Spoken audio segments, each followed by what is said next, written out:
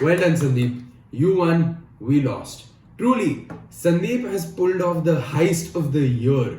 He dropped that trailer and really made us think that he did something. People like me actually got excited and even paid good money to watch it on the first weekend itself so as to avoid spoilers. Little did I know that I hadn't actually paid money to watch a movie.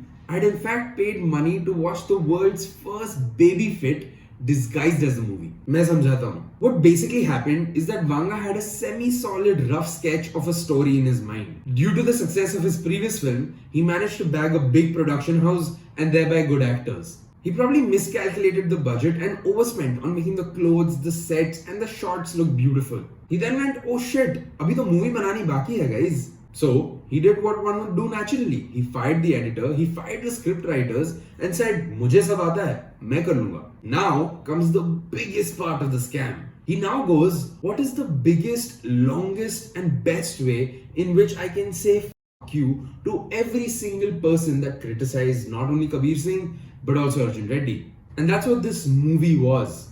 A big middle finger disguised as a movie. And to make matters worse, it wasn't even a good reply. And it's a shame because the trailer really did make me believe that we were getting a modern classic. I actually trusted Vanga for delivering a twisted, turbulent family gangster drama with the father-son conflict at its heart. But all he did was show us a glimpse of what could have been. Apart from the unnecessary lectures on what separates an alpha male from the other males, how a man should always exercise some amount of control over a woman in a marriage, and a lot more from the Kabir Singh vault of tips and tricks, the story in the second half especially goes for an absolute discus throw. Instead of focusing on the father-son storyline and its nitty-gritties, we get the world's most useless love track in a movie. Who knew that the most triggering part of this movie would be the stupidity of its storyline? The only way I'll accept that this was a violent film is if they were talking about the assault that my brain would have to face while watching this movie. It's not just violent if there's blood everywhere. The violence has to be gratifying. The violence has to be warranted. And despite Ranbir's best efforts, I even found the action sequences boring, barring a couple of set pieces. I have to say though, Harshvardhan Rameshwar delivers some truly haunting tunes and elevates the movie wherever possible. Now, coming to the actual man of the hour, there is absolutely no denying the acting prowess of Ranbir Kapoor.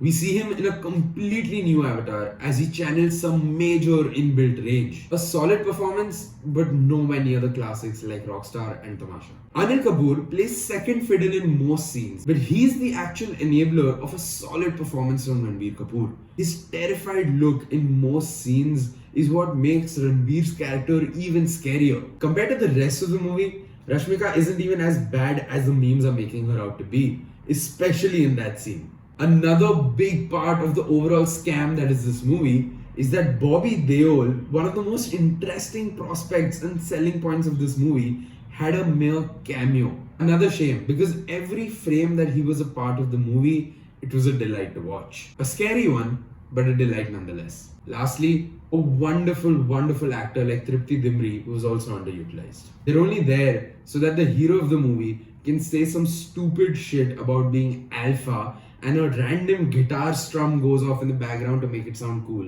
वैसे तो काफी कुछ है बोलने को, but I don't think this movie deserves any more of my energy or time. I guess I was one of the foolish people who thought कि इस बार movie controversial हो ना हो, problematic हो ना हो, कम से कम अच्छी movie तो होगी. And what did I get? Some stupid, misplaced, made in India joke during what was supposed to be a relentless 20-minute interval block. To conclude this rant, I'd just like to say, Sandeep the director isn't all that bad. Reddy the editor can also pass off as talented. Vanga the writer, however, needs to calm down, find the highest peak that he can possibly find in this world and go for a hike. Not so that he can find himself, but so that he can't find any network or a piece of paper to write such stories on.